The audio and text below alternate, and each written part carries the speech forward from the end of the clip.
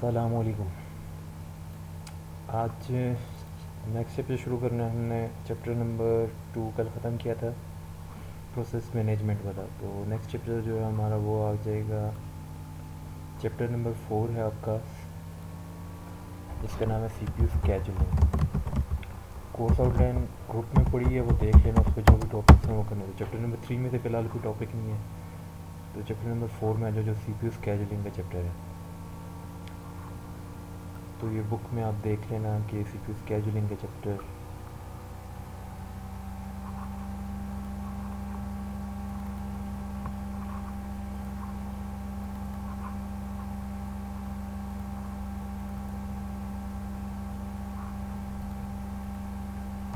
Chapter का नाम क्या, सीपीयू स्केड्यूलिंग। अब जो चीज़ें आपने सेकंड चैप्टर में पढ़ी थी, जो भी कॉन्सेप्ट से सेकंड चैप्टर में वो यहाँ वो चीज़ें यूज़ होंगी। सबसे पहले कि सीपीयू स्केड्यूलिंग है क्या चीज़, स्केड्यूलिंग है क्या। तो हमने कुछ स्टेट्स पढ़ी थी चैप्टर नंबर 2 में। प्रोसेस की कुछ स्टेट्स होती हैं, जिसमें मैंने आपको बताया था कि न्यू है, रेडी है, रनिंग है, वेटिंग है, ब्लॉक है और टर्मिनेट है। तो कौन सी स्टेट में से कौन स्केड्यूल होता है, कौन स्केड्यूल होता है। एक प्रोसेस है, उसको आप स्केड्यूल करते हो कहाँ, प्रोसेसर के ऊपर या सीपीयू के अंदर। उसको आप सीपीयू एलोकेट करते हो ताकि उसको जो भी एग्जीक्यूशन के लिए टाइम कुछ रिक्वायर्ड होता है वो सीपीयू पे जाके अपनी एग्जीक्यूशन कंप्लीट कर सके। अब ये सीपीयू स्केड्यूलिंग करेगा कौन, ऑपरेटिंग सिस्टम करेगा। अब कोई क्राइटेरिया की बेस पे करेगा, कोई भी क्राइटेरिया। अब इसके डिफरेंट आपके सीपीयू स्केड्यूलिंग के आप कह सकते हो, जो हमारे पास एल्गोरिदम्स हैं, अभी हम आगे चल के पढ़ेंगे। फर्स्ट कम फर्स्ट सर्व है, शॉर्टेस्ट जॉब फर्स्ट है, प्रायोरिटी बेस्ड है, राउंड रॉबिन है। ये सीपीयू स्केड्यूलर्स आ सकते हैं। सीपीयू स्केड्यूलिंग क्या major task of an operating system is to manage a collection of processes. In some cases a single process में consist of set of individual thread. अब फिलहाल for the time being ये समझ लो कि thread क्या एक light weight process है। एक प्रोसेस के अंदर मल्टीपल थ्रेड्स होती हैं। एक प्रोसेस है, उसके अंदर आपकी क्या होती है, मल्टीपल थ्रेड। लाइट, इसका सिंपल सा मीनिंग है लाइट वेट प्रोसेस। ये जो प्रोसेस है एक मेन चीज़ होती है, और ये क्या है, उसका लाइट, एक लाइट पार्ट है। मतलब प्रोसेस है प्रोसेस जैसे, लेकिन प्रोसेस के मुकाबले में बहुत छोटा और light part. In both situation है system with a single CPU or multiprocessor system with fewer CPUs than processes that has to divide CPU time among the different processes or threads that are competing to use it. This process is called CPU scheduling। वो इसमें क्या कह रहे हैं, हमने जिस तरह पढ़ा था ऑपरेटिंग सिस्टम की टाइप में, तो क्या था, सिंगल प्रोसेसर सिस्टम होते हैं और दूसरे हमारे पास क्या है, मल्टी प्रोसेसर सिस्टम होते हैं। हम कहते हैं हमारे पास नंबर ऑफ जो हमारे पास टास्क हैं वो 8 है। कितनी है, 8 टास्क हैं। अब हमने इनको स्केड्यूल करना है, इधर भी और इधर भी इसको स्केड्यूल करना है। 8 टास्क हैं।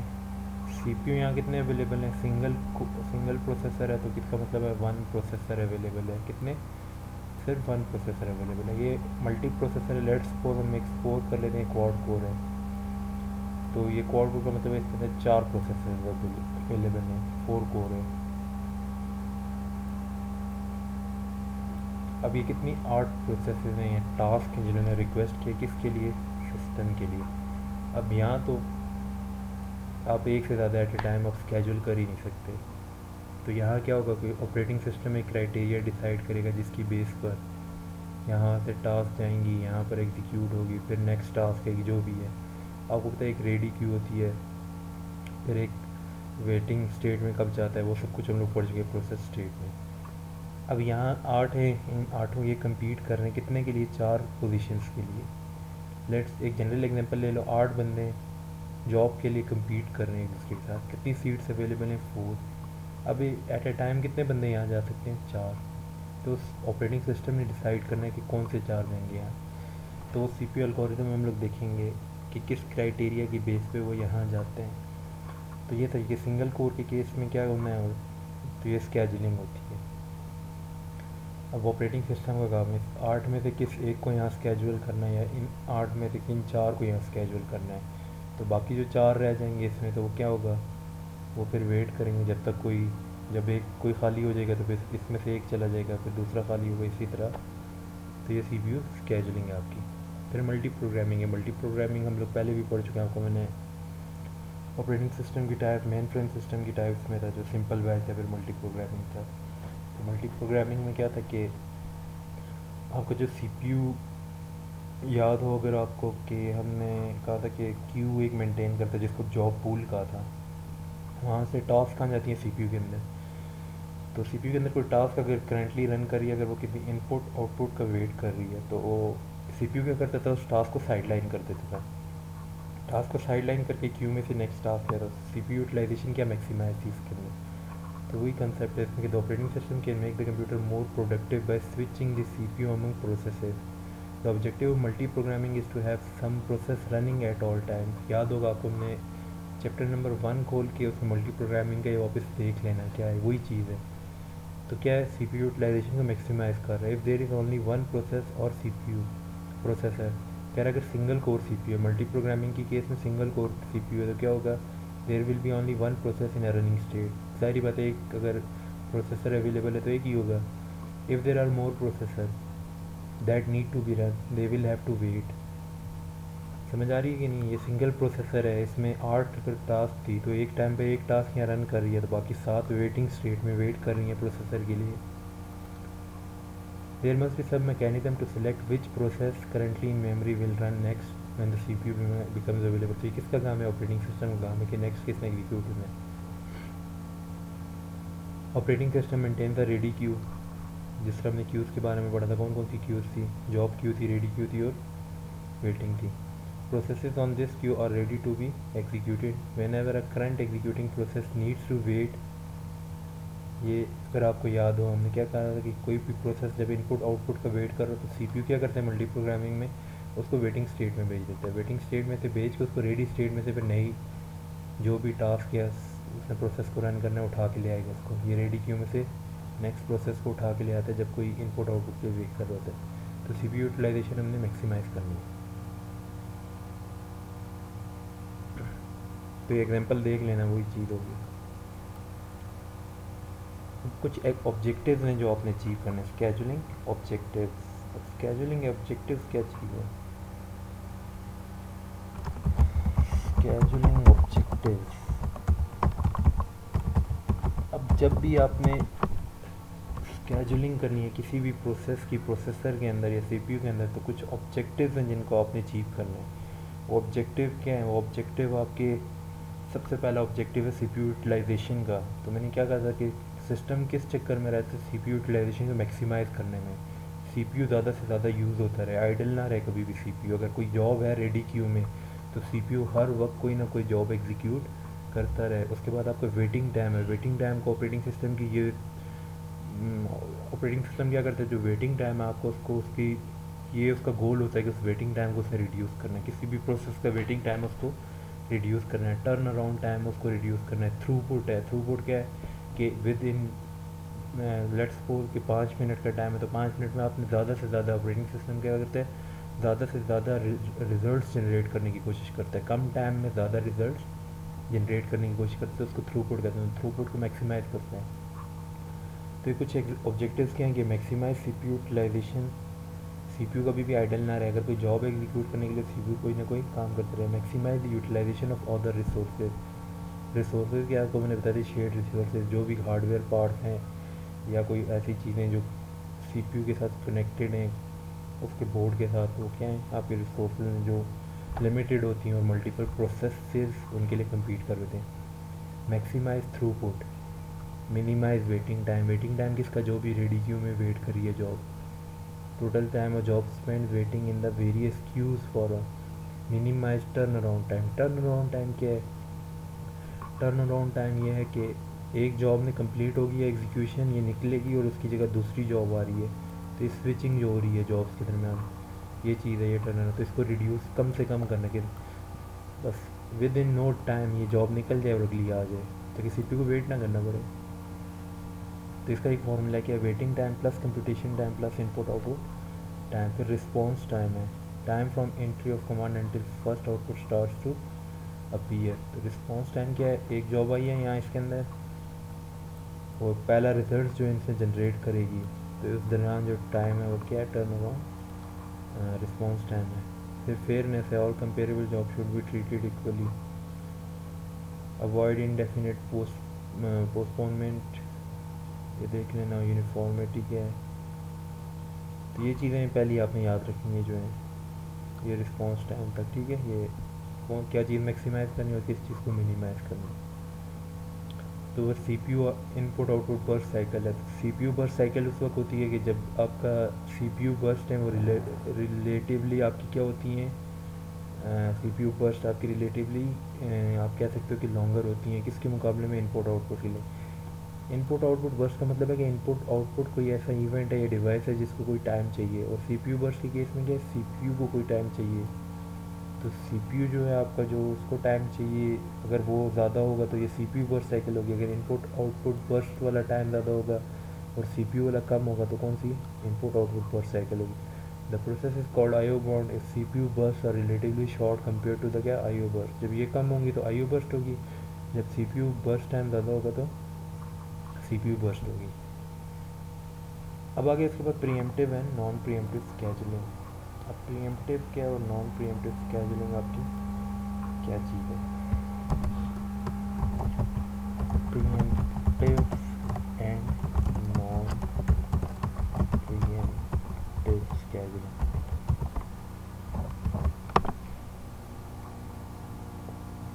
जो बेसिक इसका मतलब है ना, प्रीएम्पशन और नॉन प्रीएम्पशन दो लफ्ज़ हैं। प्रीएम्पशन होता है, बेसिक जो इसका मतलब है वो ये है कि प्रीएम्पशन होता है किसी से ज़बरदस्ती कोई चीज़ ले लेना, प्रीएम्प्ट कर लेना। प्रीएम्पशन का क्या मतलब है, किसी से कोई चीज़ ज़बरदस्ती ले लेना।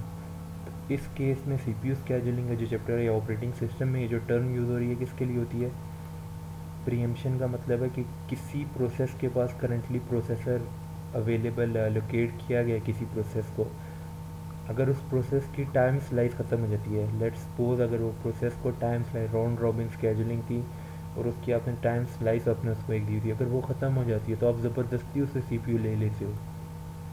बेशक उसने अपना काम ख़त्म किया नहीं किया, उससे आपने सीपीयू ले लिया है। नॉन प्रीएम्प्टिव क्या है, आप उस टास्क को पूरा चांस देते हो कि जब तक वो अपना काम नहीं कंप्लीट कर लेती आप उससे सीपीयू नहीं लेते। तो नॉन प्रीएम्प्टिव क्या है, उसको आपने कहा है कि ठीक है जी आप जाओ प्रोसेसर के अंदर जाके अपनी एग्जीक्यूशन, जितना आपको एग्जीक्यूशन टाइम रिक्वायर्ड है आप उसको कंप्लीट करो। जब वो एग्जीक्यूशन टाइम कंप्लीट हो जाएगा फिर नेक्स्ट जॉब आएगी प्रोसेसर के अंदर। तो ये था।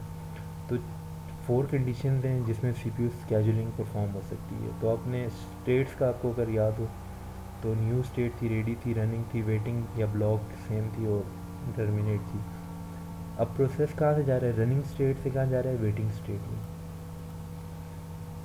प्रोसेसर रनिंग स्टेट से वेटिंग स्टेट में कब जाता है, याद हो अगर आपको डायग्राम निकाल के देख लेना है, जो 5 ट्रांजिशन डायग्राम थी, 5 प्रोसेस ट्रांजिशन डायग्राम।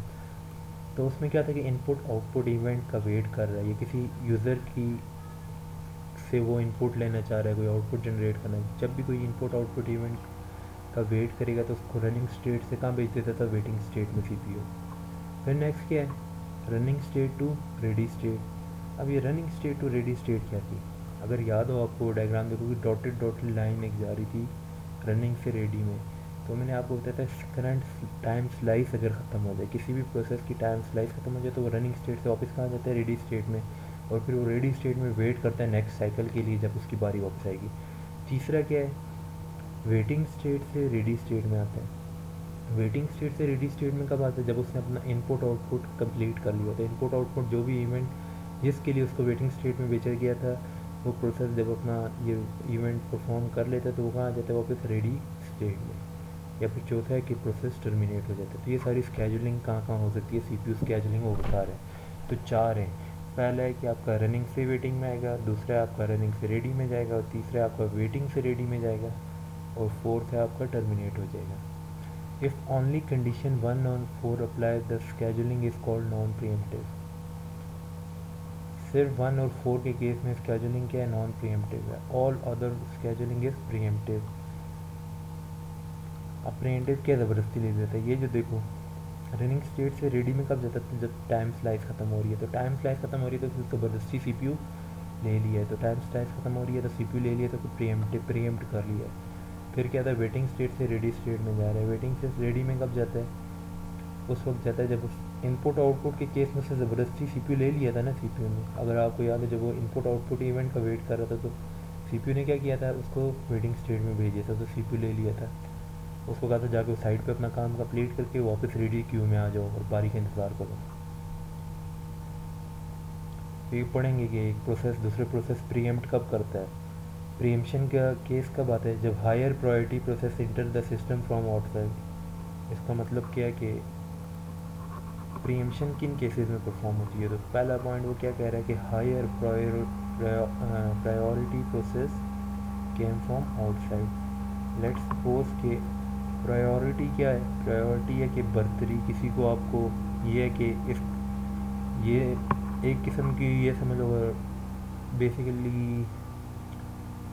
अगर आपको जनरल एक एग्जांपल दूँ, वैसे बनती तो नहीं है लेकिन लेट्स सपोज किसी एक बंदे का यहाँ पर ना कोई काम है, किसी मुलाकात के लिए आया या डॉक्टर की अपॉइंटमेंट लिया लेट्स सपोज। तो कोई ऐसा बंदा आ रहा है ना जिसने कोई सिफारिश लड़ाई है और डॉक्टर की जान पहचान है, तो वो कहता है यार डॉक्टर जो पहले मुझे देखो तो ये जो बंदा अपॉइंटमेंट लेके प्रॉपर थ्रू आया होगा, वैसे ही बनती नहीं एग्जांपल दे रहा हूँ।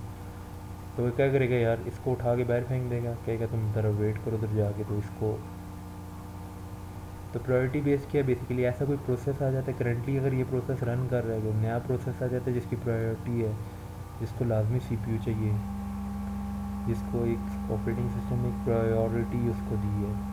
प्रायोरिटी का मतलब है उसको बर्तरी है कि उसने पहले एग्जीक्यूट होना है।